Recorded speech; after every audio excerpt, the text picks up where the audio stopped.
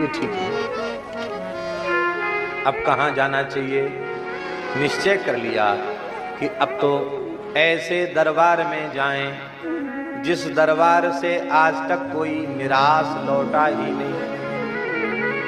वो दरबार किसका है? वो दरबार है भोले बाबा का। बड़ा अद्भुत दरबार है,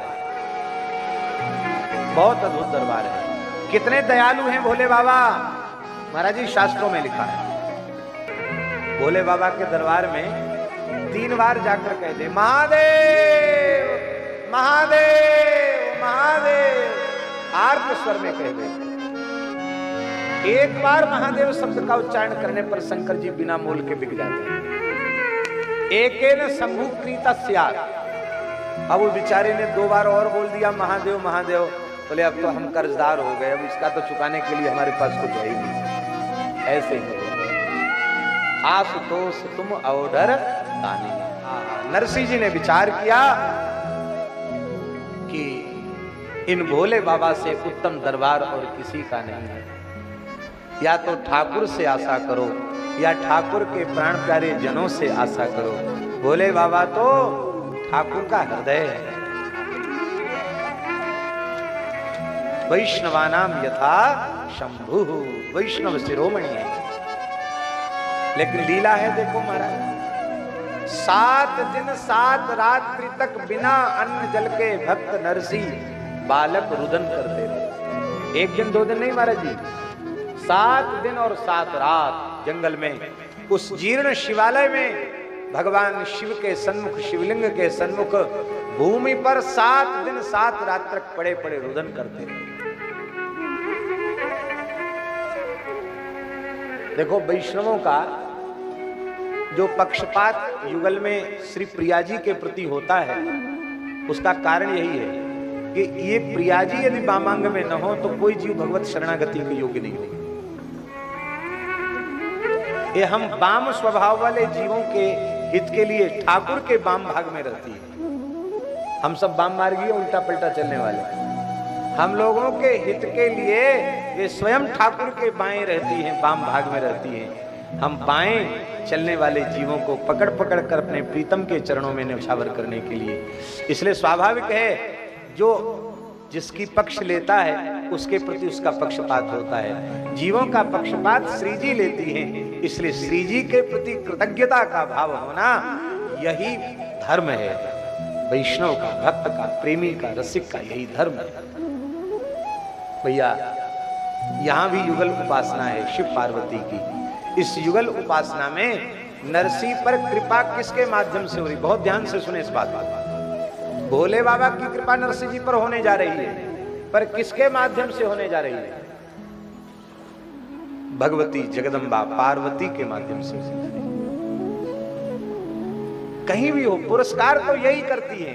ये सिफारिश न करें तो दरबार में अंगीकार किया ही नहीं जाता।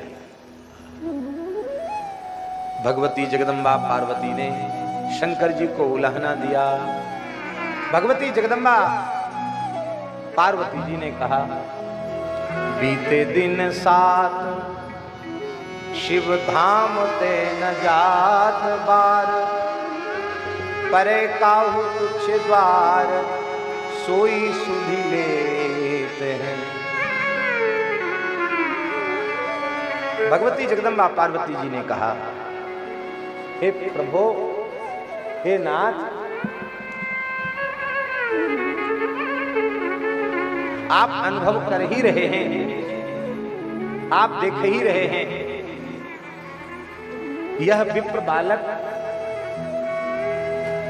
अनशन पूर्वक आपके दरबार में पड़ा है। बीते दिन 7, इसको 7 दिन व्यतीत हो गए और शिव धाम तेन जात बार, ये शिवालय को छोड़कर नहीं गया, यहीं पड़ा है। हे नाथ, आप तो कृपा करुणा के सागर हैं, आप तो दया के सागर हैं। परे काहू तुच्छ द्वार सोई सुधि लेत हैं। आप तो देवाधिदेव महादेव हैं, आशुतोष अवधर दानी हैं। आपसे जल्दी शीघ्र प्रसन्न होने वाला और कोई दूसरा देवता ही नहीं है, और आप अति उदार हैं, उदार चक्र चूड़ामणि। किसी सामान्य तुच्छ व्यक्ति के द्वार पर भी कोई इस प्रकार से पड़ जाए तो वो भी द्रवित हो जाएगा, उस द्वार पर पड़े हुए की सुधि लेगा, उसको समाधान देगा। और आप कृपा सागर, करुणा सागर, दया सागर,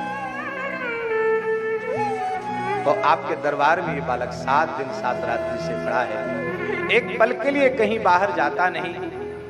तो हे नाथ, यदि कहीं इसके प्राण चले गए तो फिर आपकी दयालुता को बट्टा लग जाएगा, इसलिए इस बालक पर कृपा करो। देखो, शंकर जी कृपा तो करना चाहते हैं, लेकिन कृपा की आचार्या भगवती जगदम्बा पार्वती है। इनकी करुणा के बिना, इनके कृपा कटाक्ष के बिना कैसे कृपा करें? ठीक यही बात, कृपा की आचार्या श्री जी हैं, इनके कृपा कटाक्ष के बिना बिहारी जी कैसे कृपा करें? कृपा की आचार्या श्री विदेहराज नंदनी जानकी जी हैं, इनके कृपा कटाक्ष के बिना सरकार कैसे कृपा करें? इसीलिए विनय पत्रिका जी में गोस्वामी जी ने कहा, कबहू का अम्ब अवसर पाए, मेरी और सुध ध्याय भी कछु करुण कथा चलाए। हे अम्ब, कभी मौका पा करके इस दीनहीन तुलसी की चर्चा भी सरकार के निकट कर देना। शंकर जी कृपा तो करना चाहते हैं और मन में प्रसन्न भी हैं कि जब मैं तो तुम्हारी प्रतीक्षा कर रहा था, अब क्या करें, तुम्हारी कृपा इतनी देर से हुई, इसलिए मैं अब तक मौन था। यह शंकर जी का भाव था। पर कृपा करना चाहते हैं भगवान शिव, लेकिन ऊपर ऊपर से थोड़ा सा स्वांग बनाते हुए, नाटक बनाते हुए उन्होंने कहा, देवी, संसार सागर है, अपने अपने संचित क्रियाण प्रारब्ध रूप कर्मों का फल भोगने के लिए जीव अनेक प्रकार के सुख दुख को भोगते हैं, शयन करते हैं। अपने राम राम करो, क्या किसी के सुख दुख का ठेका ले रखा है क्या? अरे महाराज, ज्यादा ब्रह्म ज्ञान मत उपदेश कीजिए। किसी तुच्छ के द्वार पर भी कोई अनशन करके पड़ जाए तो अभी सुधी लेता है। आप तो देवाधिदेव महादेव हैं, आप तो कृपा करुणा के सागर हैं, दया के सागर हैं, कृपा के भंडार हैं, आपको तो कृपा करनी पड़ेगी। जैसे ही पार्वती जी ने पुरस्कार किया और भगवान भूत भावन विश्वनाथ सहसा प्रकट हो गए। बोलो काशी विश्वनाथ भगवान की।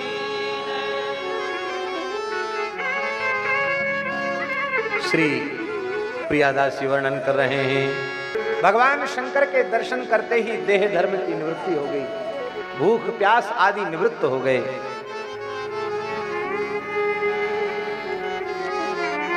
पता नहीं कहां चला गया क्लेश, कहां चली गई क्षुधा पिपासा, कहां चली गई दुर्बलता। नरसिंह जी गदगद हो गए, भगवान विश्वनाथ के चरणों में साष्टांग प्रणाम किया, भगवती जगदम्बा पार्वती के चरणों में प्रणाम किया, हाथ जोड़कर खड़े हैं।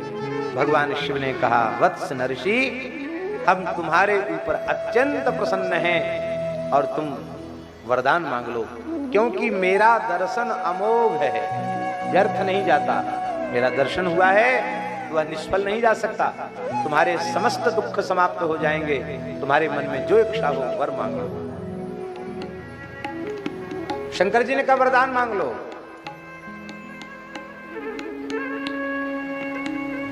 नरसिंह जी ने कहा, बोले वर मांग, अजू मांग वो न जानत हो। आप कह रहे हैं मांग लीजिए, मांग लो। प्रभु, मैं अपने हृदय की बात निवेदन करूं, बहुत छोटा बालक हूं, यथार्थ में मुझे मांगना आता ही नहीं है। शंकर जी ने कहा, यह बात नहीं मानी जा सकती, मांगना नहीं आता। मांगना सबको आता है, छोटे छोटे बच्चे भी मांगते हैं, टॉफी दे दो, मिठाई दे दो, खिलौना दे दो, पैसा दे दो, तो मांगना सब जानते हैं। नरसिंह जी ने इतना सुंदर उत्तर दिया, भैया यह उत्तर साधकों के लिए अमृत संजीवनी के समान है। इसी को कहते हैं भक्त का सहज संस्कार। नरसिंह जी ने कहा, भगवान, बालक विवेक और बुद्धि से शून्य होता है। हमने कोई हमने कोई ऐसी वस्तु आपसे मांग ली जिस वस्तु की प्राप्ति में हमारा हित नहीं हुआ, तो आप तो दे देंगे लेकिन मेरा मांगना व्यर्थ जाएगा। इसलिए भगवान, मांगना तो विवेकी पुरुष का सार्थक होता है। मुझ में विवेक नहीं है,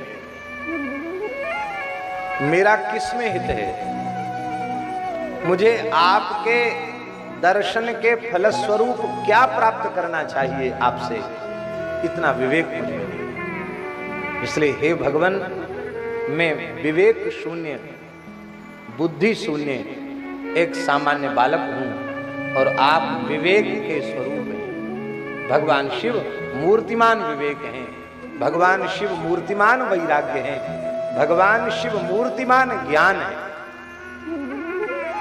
इसलिए हे भगवान, आप अपने विवेक से मुझे दीजिए। शंकर जी सावधान हो गए कि बहुत कुशल बालक है, अपने विवेक से क्या दूं? वाह, धन्य है भैया, मांगना हो तो ऐसे ही मांगना चाहिए।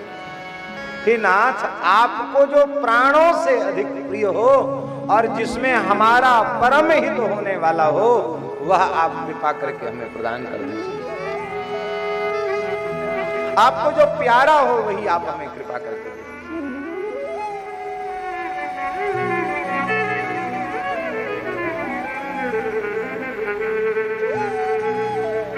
अब तो शंकर जी व्याकुल हो गए। सोच क्यों पड़ा? बोले यह भक्ति इतनी दुर्लभा है कि मैं इस प्रेम को, इस भक्ति को अपनी अर्धांगिनी पार्वती से भी छिपाता हूं, उनसे भी संगोपन करता हूं। वही तो मेरी निधि है। भक्ति के रहस्य को उनसे भी कहने में मुझे संकोच होता है। वेद भी नेति नेति कह करके और भक्ति की महिमा का गायन करते हैं। महाराज जी, भक्ति रसामृत सिंधु में रूप गोस्वामी जी ने कहा है, सातु साधन सहस्रई हरिभक्ति सुदुर्लभा।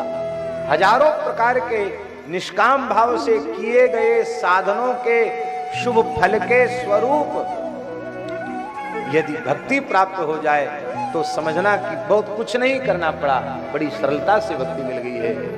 क्योंकि हरि भक्ति ही दुर्लभा नहीं, हरि भक्ति सुदुर्लभा, अत्यंत दुर्लभा है। भक्ति कहते किसको है? श्री रूप गोस्वामी जी महाराज कह रहे हैं, भक्ति का स्वरूप है अन्याभिलाषिता शून्यम।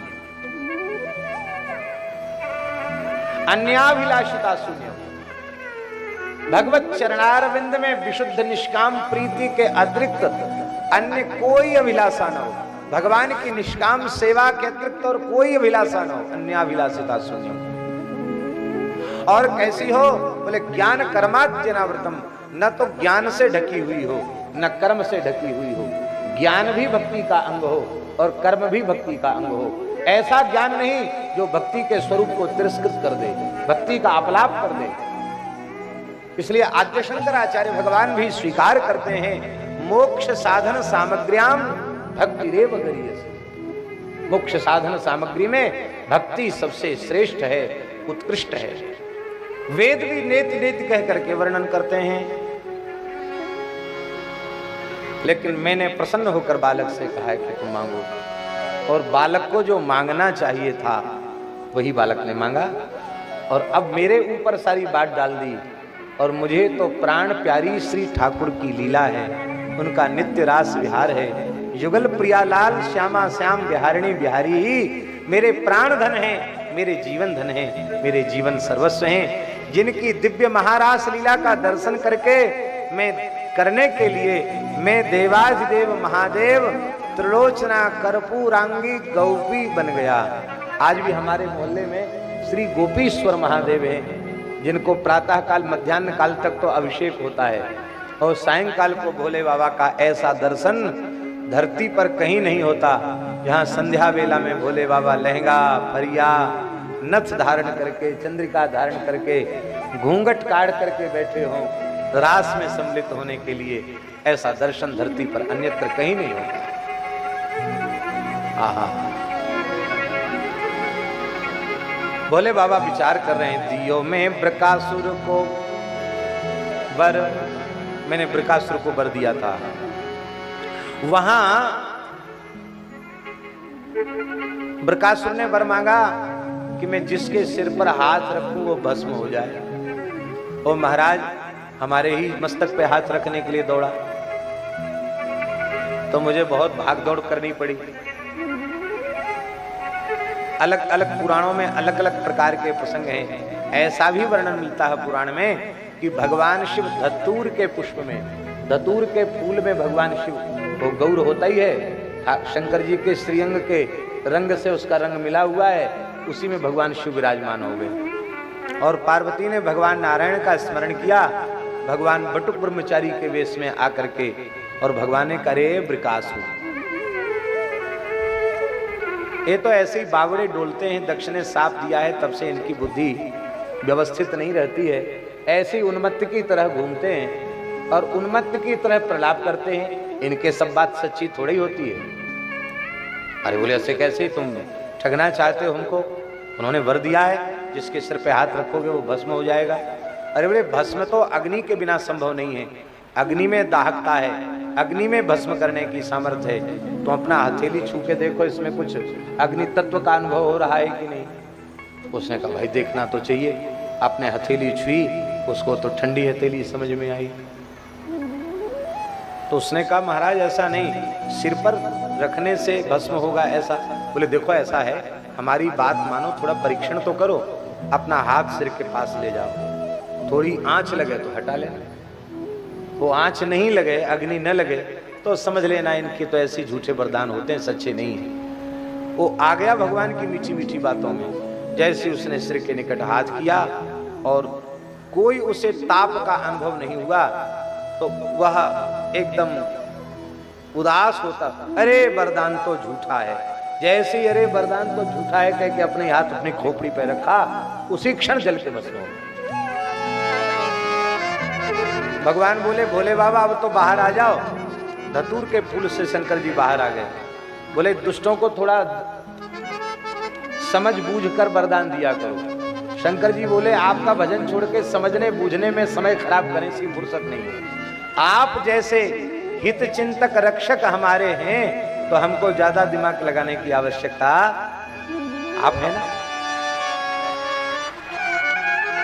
शंकर जी विचार करने लगे, मैंने बृकासुर को भी वर दिया था और वहां मुझे भागना पड़ा, लेकिन यहां ये जो वर है ये बृकासुर जैसा वर नहीं है। ये वर तो इस बालक का कल्याण करने वाला है और